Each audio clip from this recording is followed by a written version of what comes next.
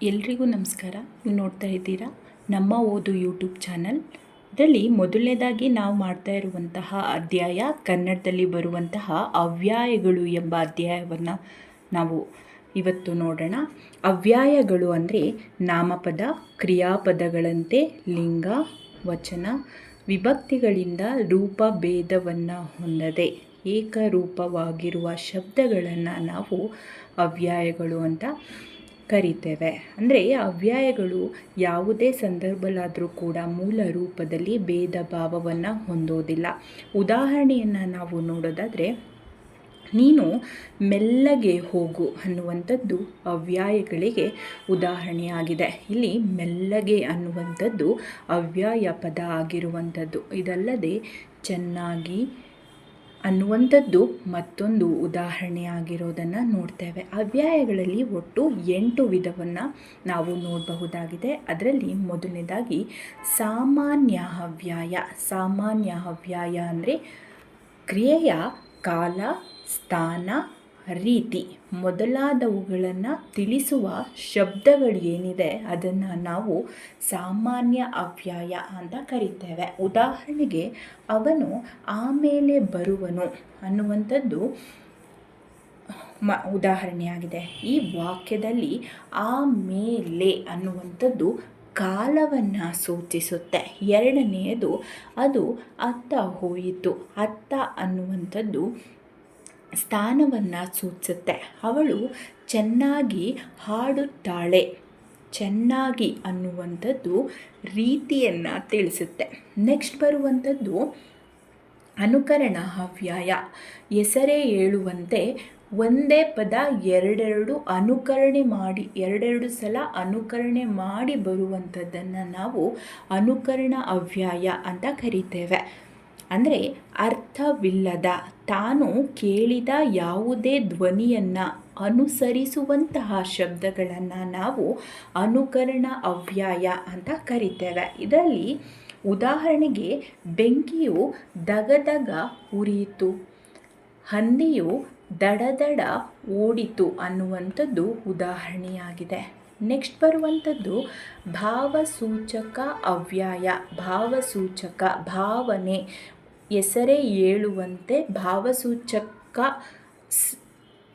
ಚಿಹ್ನೆ ಕೂಡ ಅಲ್ಲಿ ಬರುತ್ತೆ. ಅದಲ್ಲದೆ ಕೆಲವು ಅರ್ಥವಿಲ್ಲದ ಶಬ್ದಗಳನ್ನು ಬಳಸುತ್ತಾರೆ. ಮತ್ತು ಮನಸ್ಸಿನಲ್ಲಿ ಹುಟ್ಟುವ ಕೋಪ, ಹರ್ಷ, ದುಃಖ, ಮೆಚ್ಚುಗೆ, ಆಕ್ಷೇಪ ಮುಂತಾದವುಗಳನ್ನು ವ್ಯಕ್ತಪಡಿಸುವ ಶಬ್ದಗಳಿಗೆ ನಾವು ಭಾವಸೂಚಕ ಅವ್ಯಾಯಗಳು ಅಂತ ಕರಿತೇವೆ. ಉದಾಹರಣೆಗೆ, ಓಹೋ ಅವನು ಅಂಥವನೇನು ಅನ್ನುವಂಥದ್ದು ಆಶ್ಚರ್ಯವಾಗಿ ಹೇಳುವಂಥದ್ದು. ಅಯ್ಯೋ ಎಂಥ ಕಷ್ಟ ಬಂತು ಅನ್ನುವಂಥದ್ದು ಭಾವಸೂಚಕ ಅವ್ಯಾಯಗಳಿಗೆ ಉದಾಹರಣೆ ಆಗಿರುವಂಥದ್ದು. ನಾವು ನೆಕ್ಸ್ಟು ನೋಡೋದಾದರೆ 4ನೇ ವಿಧ ಕ್ರಿಯಾರ್ಥಕ ಅವ್ಯಾಯ. ಕ್ರಿಯಾರ್ಥಕ ಅವ್ಯಾಯ ಅಂದರೆ ಕ್ರಿಯಾಪದದ ಸ್ಥಾನದಲ್ಲಿ ನಿಂತು ವಾಕ್ಯದ ಅರ್ಥವನ್ನು ಪೂರ್ಣ ಮಾಡುವ ಶಬ್ದಗಳನ್ನು ನಾವು ಕ್ರಿಯಾರ್ಥಕ ಅವ್ಯಾಯ ಅಂತ ಕರಿತೇವೆ. ಉದಾಹರಣೆಗೆ, ನನಗೆ ಲಾಭ ಬೇಡ. ಈ ವಾಕ್ಯದಲ್ಲಿ ಬೇಡ ಅನ್ನುವಂಥದ್ದು ಕ್ರಿಯಾರ್ಥಕ ಅವ್ಯಾಯಕ್ಕೆ ಉದಾಹರಣೆಯಾಗಿದೆ. ಎರಡನೇದು, ಹಕ್ಕಿಗಳಲ್ಲಿ ನಾನಾ ವಿಧಗಳುಂಟು. ಇಲ್ಲಿ ಉಂಟು ಅನ್ನುವಂಥದ್ದು ಕ್ರಿಯಾರ್ಥಕ ಅವ್ಯಾಯಗಳಿಗೆ ಉದಾಹರಣೆಯಾಗಿದೆ. ಇದಲ್ಲದೆ ಬೇಕು, ಬೇಡ, ಇಲ್ಲ, ಸಾಕು, ಹೌದು, ಹೌದೌದು ಇದೆಲ್ಲ ಕ್ರಿಯಾರ್ಥಕ ಅವ್ಯಾಯಗಳಿಗೆ ಉದಾಹರಣೆಯಾಗಿರುವಂಥದ್ದು. ನೆಕ್ಸ್ಟ್ ಬರುವಂಥದ್ದು 5ನೇ ವಿಧ ಸಂಬಂಧಾರ್ಥಕ ಅವ್ಯಾಯ.